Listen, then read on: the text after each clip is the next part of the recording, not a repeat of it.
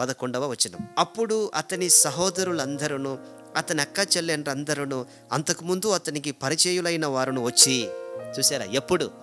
అప్పుడు అంటే యోబుని దేవుడు రెండింతలుగా ఆశీర్వదించినప్పుడు అందరూ వచ్చి యెహోవా అతని మీదికి రప్పించిన సమస్త బాధను గూర్చి ఎంతలేసి దుఃఖములు పొందితివని అతని కొరకు దుఃఖించుచు అతనిని ఓదార్చిరి. ఇదియుగాక ఒక్కొక్కడు ఒక వరహాను, ఒక్కొక్కడు బంగారు ఉంగరమును అతనికి తెచ్చి ఇచ్చెను. యోబుకి దేవుడు రెండింతలుగా దీవెనలు ఇచ్చిన తర్వాత, పోగొట్టుకున్న దానికంటే రెండింతలు దేవుడు ఆశీర్వదించిన తర్వాత, అప్పుడు గమనించండి, అప్పుడు అనే మాట మీరు నోట్ చేయండి. అప్పుడు ఎప్పుడు? రెండింతలుగా మేలు కలిగినప్పుడు. మరి ముందు అన్ని పోగొట్టుకున్నప్పుడు, నిస్సహాయ స్థితిలో ఉన్నప్పుడు వచ్చారు. ప్రాణ స్నేహితులు వచ్చారు, ఏమైనా చేశారా? గాయాన్ని కలిగించారు. యోబుని దేవుడు రెండింతలుగా దీవించిన తర్వాత అప్పుడు వచ్చారు. అతని అన్నదమ్ములు వచ్చారు, అతని అక్క చెల్లెళ్ళు వచ్చారు, అంతకుముందు అతనికి పరిచయమైన వారు వచ్చారు. తర్వాత అతనితో కూడా అతని ఇంట అన్నపానములు పుచ్చుకున్నారు. యోబుని రెండింతలుగా ఆశీర్వదించిన తర్వాత అన్నదమ్ములు వచ్చారు, అక్క చెల్లెలు వచ్చారు, పరిచయమైన వారు వచ్చారు. వచ్చి ఇంట్లో మొదటిగా శుభ్రంగా భోజనం చేశారు. చూసేదానికి వచ్చినప్పుడు మొదటిగా చాలా మంది అంటూ ఉంటారు, మన ఇంటికి బంధువులు వచ్చారనుకోండి, మొదటిగా కాళ్ళు కడుక్కోమని నీళ్ళు ఇస్తాం, భోజనం చేశారా, కొంచెం భోజనం చేయండి అంటాం కదా. మరలా మాట్లాడుకుందాం, తర్వాత ముందు భోజనం చేయండి అయ్యా అంటారు, అవునా? సరే, వీళ్ళు కూడా అలాగే భోజనం చేశారే అనుకుందాం. ఆ తర్వాత ఏం చేశారు? అన్నపానములు పుచ్చుకొని బాగా శుభ్రంగా తిని, యెహోవా అతని మీదికి రప్పించిన సమస్త బాధను గురించి ఎంతలేసి దుఃఖములు పొందితివని అతని కొరకు దుఃఖించుచు అతనిని ఓదార్చిరి. అన్నపానములు పుచ్చుకున్న తర్వాత, భోజనాలు చేసిన తర్వాత అప్పుడేం చేశారంటే, దేవుడు నీ మీదికి ఎంత బాధను కలగజేశాడు నాయన, ఎంత దుఃఖాన్ని కలగజేశాడు నాయన అని ఓదారుస్తున్నారు. ఎప్పుడు ఓదారుస్తున్నారు? రెండింతల మేలులు పొందుకున్నాక. ఒక్కసారి ఆలోచించండి, పోగొట్టుకున్న దానికంటే రెండింతలుగా దేవుడు మేలు చేసిన తర్వాత ఎవరికైనా సంతోషం ఉంటుందా? చెప్పండి. ఇప్పుడు మనం పోగొట్టుకున్నామండి, కోల్పోయామండి. సరే, కోల్పోకపోయినా పక్కన పెట్టండి. మనం ఏదైనా దేవుడు మనకు మేలు చేయాలని మనం ప్రార్థిస్తున్నాం, ప్రభువు మనకు సహాయం చేయాలని మనం ప్రార్థిస్తున్నాం. దేవుడు మన ప్రార్థనను ఆలకించి మనకు మేలు చేశాడు, సహాయం చేశాడు, ఆరోగ్యం ఇచ్చాడు, అప్పులన్నీ తీర్చేశాడు, సమస్తాన్ని ఇచ్చాడు, ఆర్థికాన్ని ఇచ్చాడు, ఇల్లు ఇచ్చాడు, పొలం ఇచ్చాడు, అన్నీ ఇచ్చాడు అనుకోండి. ఇవన్నీ పొందుకున్న వాళ్ళు ఏడుస్తారా, సంతోషంగా ఉంటారా? చెప్పండి. సంతోషంగా ఉంటారు.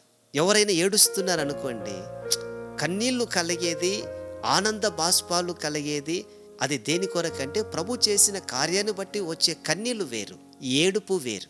ఇన్ని మేలు పొందుకున్న తర్వాత ఎవరైనా ఏడుస్తారా? ఒకవేళ ఏడిస్తే ఏమంటారు? ఒరే పిచ్చోడా, ఎందుకురా ఏడుస్తున్నావు? దేవుడు ఇన్ని మేలు చేశాడు కదరా, ఇంత సహాయం చేశాడు కదరా, నెమ్మదిగా ఉండరా, సంతోషంగా ఉండరా అంటారు. కళ్ళ నుండి కృతజ్ఞతతో కలిగిన ఆ కన్నీళ్లు రావడం వేరు, మేలులు చూసి ఏడ్చే ఏడుపులు వేరు, అవునా? ఇన్ని మేలులు పొందుకున్న తర్వాత ఎవరైనా ఏడుస్తారా? ఏడవరు, సంతోషంగా ఉంటారు. మరి యోబు గారు పోగొట్టుకున్న దానికంటే దేవుడు రెండింతలు మేలులు సహాయం చేశాడని ఆయన ఆనందంగా ఉన్నాడు, సంతోషంగా ఉన్నాడు, నెమ్మదిగా ఉన్నాడు. ఆ సమయంలో అక్క చెల్లెలు వెళ్ళారు, అన్నదమ్ములు వెళ్ళారు, అతనికి పరిచయమైన వాళ్ళందరూ వెళ్ళి భోజనం చేసి, అయ్యా యోబు గారు ఎంత దుఃఖాన్ని అనుభవించారయ్యా, ఎంత కన్నీళ్ళని అనుభవించారు బాబు అని అప్పుడు వీరు దుఃఖపడి అతనిని ఓదారుస్తున్నారు. అతడు సంతోషంగా ఉంటే వీళ్ళు ఏడుస్తున్నారు ఇంటికి వెళ్ళి. చూసారా? అతను ఏడుస్తున్నప్పుడు అక్క చెల్లెలు రాలేదు, అతడు బాధపడుతున్నప్పుడు అన్నదమ్ములు రాలేదు, అతడు కృంగిపోయి నిస్సహాయ స్థితిలో ఉన్నప్పుడు అతనికి పరిచయమైన వాళ్ళు రాలేదు. కానీ అన్ని పొందుకున్న తర్వాత అక్క చెల్లెలు వచ్చారు, అన్నదమ్ములు వచ్చారు, పరిచయమైన వాళ్ళు వచ్చారు, అప్పుడు ఏడుస్తున్నారు. అంటే ఆయన ఏడుస్తున్నప్పుడు వీళ్ళు దగ్గరికి వచ్చి యోబు గారి బాధల్లో పాలు పంపులు పొంది ఆయనతో కూర్చొని ఆదరించే మాటలు చెప్పి కొంచెం కన్నీళ్లు విడిచి వెళ్ళిపోయి ఉంటే ఎంత బాగుండేది. ఆలోచించండి ఒకసారి. అప్పుడు రాలేదండి.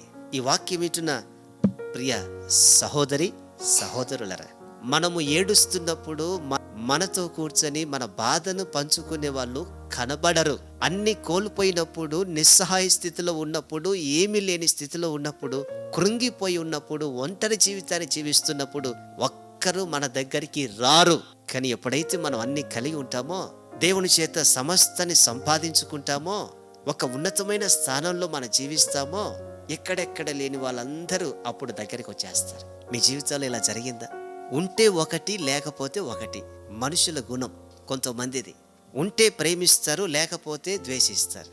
ఉంటే దగ్గరకు వస్తారు, లేకపోతే అస్సలు కనపడరు. ఉంటే మన గురించి మాట్లాడతారు, లేకపోతే మన గురించి చీ అని చీకొడతారు. యోబు గారు ఏడుస్తున్నప్పుడు, దుఃఖపడుతున్నప్పుడు, కన్నీళ్లు విడుస్తున్నప్పుడు ఏమయ్యారు ఈ అక్క చెల్లెళ్ళు? ఏమయ్యారు అతని అన్నదమ్ముళ్ళు? ఏమైపోయారు అతనికి పరిచయమైనటువంటి వాళ్ళు? అప్పుడు రాలేదే?